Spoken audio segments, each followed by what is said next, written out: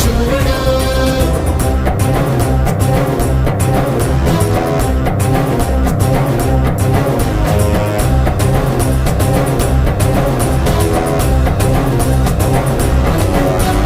జంబులిపై ఇంద్రుడు, సంద్రముపై బడబాగ్ని, రావణుని మదమణిచిన కోదండ రాముడై.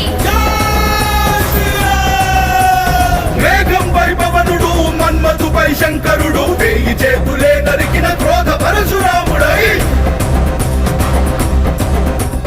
వృక్షాలపై అగ్నిగణం, జింకలపై చిరుతగణం, ఏనుగుపై కొప్పించిన స్వయం మృగేంద్రుడై.